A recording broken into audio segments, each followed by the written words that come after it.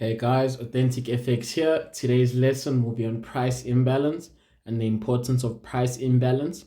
We will be seeing how price imbalance works and what creates it, and this will help us understand more of how we can use price imbalance to our advantage. And let's get into it. Imbalance occurs when central banks, large institutions move price either bearish or bullish, guys. So whichever direction the banks want to take price, we see large body candles being formed, leaving behind no wicks, right? This creates gaps in the market. And then from there, the banks will bring back price into that specific area to rebalance price or add more positions. When we look at bearish imbalance, it means selling pressure is more dominant in moving price down and the buyers haven't had a chance to get involved. The opposite occurs for bullish imbalance, buy side pressure that controls and sellers cannot get involved at that specific time, guys. So for example, here with the bearish imbalance, right? We can clearly see that the retail are seeing a double top at this area. That's their cue to get in on this bearish engulfing candle for sells. They get in for sells, targeting possibly the next low with the stop loss just right above that area and targeting the next low, which is obviously here, right? The banks can see that. The banks know that everyone is getting involved here. So they'll let you think that price is going your direction. And then all of a sudden they'll kick you out, right? Sweep liquidity. And then from there probably get activated on a bearish order block or supply zone to the left of price, right? Once that order block is activated or mitigated, right, we will see a sudden drop, right? Sudden drop in price. And then that's when we create imbalance, meaning that this bearish candle just engulfed 1, 2, 3, 4, 5 candles without even leaving behind wicks or anything like that. This does not give buyers a chance to get involved into the market because the banks want to sweep liquidity, take out your orders, and then from there drive price the direction that they want to take price, right? So this is what happens when sell side liquidity is swept, and then from there the banks activate the supply zone and then continue pricing their direction, right? And then from there the opposite occurs with bullish imbalance. Buy side pressure takes control and sellers cannot get involved at that time. So looking at this example here, we do see that, okay, cool, price broke structure to the left, creating that new lower low, right? Came up, created that new potential lower low, right, without breaking structure yet. So once this has been created, what does this now become? This now becomes our high and this now becomes our low. Once we see that, we know that, okay, cool, clearly the banks do not want to drive price down anymore. We have imbalance to the left, right? We have a gap between this wick and this wick, right? This is the gap that's remaining. So that means the banks want to fill it, which they do. They fill 50% of it, drive price down to activate, any minor or clear any minor liquidity on the lower time frames, and then from there drive price breaking structure to the left. Once they break structure, you can clearly see that a demand zone or a bullish order block has been activated, right? We see price coming back into that order block, mitigating 50% of that order block and pushing price up. This is your big expansion to the upside with large bodied bullish candles. These are the banks, guys, getting involved. And when you look at this, we can see that when this candle was formed, right, between the last candle and the third candle to form, there were no wicks that came into this candle and then pushed up, right? Meaning price did not bring the banks did not bring price into this candle and then push up. Instead, from this candle close, which closed at the high here, they just literally push price a tiny bit down and then carried on to the next destination, right? Imbalance can occur in any time frame. In most cases, imbalance can be created after a bearish order block or bullish order block has been mitigated, right? So as you see here with this demand zone, we have this demand zone forming, we have that break of structure, price comes in, mitigates that demand zone or bullish order block, and then expands to the upside, breaking structure again on the lower time frames, right? Breaking structure for the third time. So this is showing us that, okay, cool, price is leaving behind imbalance. So eventually what the banks will do is bring price down to that area, using that area as an area where they can sweep liquidity to mitigate the order block, not the order block, sorry, the price imbalance, so rebalance price, right? So you can see that liquidity has been swept. A lot of retail traders were buying at the support. The banks eventually broke structure, sweeping liquidity with this to rebalance the price insufficiency that they left here. Balance or efficient price action is where wicks are meeting, right?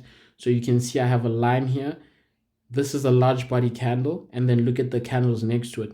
This candle left the wick here, which basically covered 50% of this bullish candle, and the next candle that opened at the highs came down to meet that second wick there to the left, right? So this candle and these wicks that are meeting here is showing us that price is balanced, right? Meaning that there's both sellers and buyers in the market trying to manipulate and trying to get orders involved and control at that certain area, right? Even here on the left side, we see that imbalance was created, or insufficient price action. From there we have this candle that formed, right? This large bodied candle has a candle wick on the left, right? And then from there price came down. Look at this bullish candle came up to meet this wick here, filling 50% of that candle. Once we see these type of moves happening in the market, we know that both sellers and buyers are involved at that current price. But once we see clean bodied candles with a clean direction to the downside, that's leaving IPA. That means that either the sellers or buyers are in that control at that specific time or moment, guys. Okay, so to get into it again, imbalance price action is when there is no wicks, but clean big body candles moving either to the up or downside. So the area in the middle is where the imbalance would be, right? So as you can see, with each big body candle, the area in the middle is clean. We have no wicks that are coming into this area to fill 50% of this candle. But in this instance, we can see a nice big body candle, bearish candle, but there's wicks that are filling 50% of that candle. So there's no imbalance there, or IPA, insufficient price action, guys. Instead, we see large body candles leaving wicks to the highs, near the highs, but this area between that last wick and this wick is leaving a gap, guys. So this is a gap. In the way that the banks see it, is a gap, because price just suddenly moved bearish without giving any buyers a chance to get into the market. So this is how we spot imbalance and use imbalance to see that, okay, cool, it's most likely possible that price will return to that area to sweep liquidity or rebalance price. So let's look for another example, guys. Okay, cool. Perfect. Over here, we can clearly see that we broke structure, right? Price is creating lower lows and lower highs. We broke structure to the downside, right? Let me zoom in. What happens, guys? Price just activated an order block on the lower time frames within this area here, right? Obviously, this is an order block being activated on the lower time frames, right? Once this order block was activated, look how price suddenly started channeling down, creating a new supply zone, right? So we see that supply zone being created, which price reacted to. Look at these candles. These are big bodied candles that are not leaving wicks but gaps in between them and the next candle. So we have imbalance between this wick and this candle here. And then from there, second candle also has imbalance between that wick and that candle there, right? So what the banks will do is they will rebalance price by bringing back price up to that specific supply zone, which is here. So now we know that as a confirmation. So our first confirmation is a break of structure to the left. Second confirmation is that, okay, cool, we've left a clean order block, bearish order block, and then price broke structure. So that's a second confirmation. Our supply zone has been created, right? After the expansion, we have price returning back into our bearish order block / supply zone, and then that is our sell confirmation, guys. We always need to see price mitigating, respecting that order block, Once we see a respect of that order block and a sudden push, that's confirmation that price will continue to the downside. And then from there, we obviously go into the lower time frames to look for that entry so that we can get the best possible entry in the market, guys. Once that occurs, we can see clearly price broke structure again, BOS, right? And then what does price do again, guys? Look at those candles. These candles are large body candles leaving insufficiency here. Price insufficient. Even here with this candle here, from this wick to this wick, right? So what will price do then? The banks will bring price back into the newfound order block or bearish order block, right? Which is here. You can clearly see price came through, tried filling this candle, which they did here. 50% of that candle or that imbalance has been filled, and then price carried on, creating liquidity here at the lows, right? Liquidity created here at these lows. Liquidity created at these lows, and then from there, let me just fix that quickly. Liquidity created at these lows, and then what do the banks do? They say, before we take out the liquidity of the low, let's bring price up to rebalance or add more positions at this supply zone, right? Which broke structure to the left. They come in, they fill the imbalance of these candles, and then from there, where does price now return? All the way to the downside, guys. So now we use imbalance and our supply zone, demand and supply zones, to find entries and best possible scenarios, because now from there we then know that price needs to come clear liquidity here at the low, right? So now look at this. We have price creating liquidity at the low. We have price being rebalanced, meaning there's nothing left at the highs, right? So there's nothing left at the highs for price to return to. So the only way for price to go from here is down. So now once we see liquidity being created, we now need to wait for that break of structure, which we do find here. Break of structure. From there, we wait for price to return. What does price do? Price returns into this order block over here, right? Returns into this order block over here, and then that's our another sell confirmation that's going to sweep liquidity to the left, right? Look how we sweep liquidity with this big push to the downside. Stop loss literally above here, 14 pips for a 89 pip gain, guys, which swept liquidity swept, LQ swept. And then this is how we trade imbalance using our order blocks. And yeah, guys, breaks of structure. So just to sum up everything, we always need to understand that imbalance will be created on any time frame. We need to first spot that imbalance. Usually imbalance will be created when liquidity is swept or when a bearish or bullish order block is being mitigated, and price can clearly return to that area to help us get a better position, whether it's in a supply or demand zone or price is just sweeping liquidity. And we need to spot those areas as quick as possible, guys. Remember, the market is always moving. We need to see that price action being formed. As you can see here, look at this, a nice break of structure. This is our current price, right, on AUD USD. Nice break of structure, BOS top, right? What does price then create? Our last bearish candle, which is our last down candle before the major move up. So this is our order block over here. We mark up that order block, right? Can we refine that order block at this point? No, because it's very tiny, guys. There's no need to refine it. So usually what's going to happen is we need to see where imbalance is below.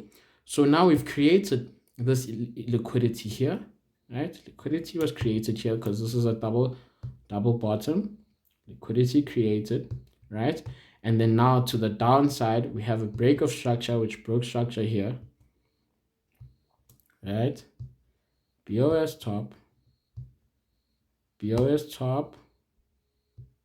and then from there, where's our supply zone now? I mean demand zone over here now, right? Why are we going to look for this area as our main POI? Is because we have insufficient price action within this area here, right? IPA, insufficient price action here. So it's most likely possible that the banks will bring price down all the way till this level. If not that level, then we need to look for a lower level that is more respected, guys. So we know that, okay, cool, we have a break of structure. We swept liquidity to the left over here.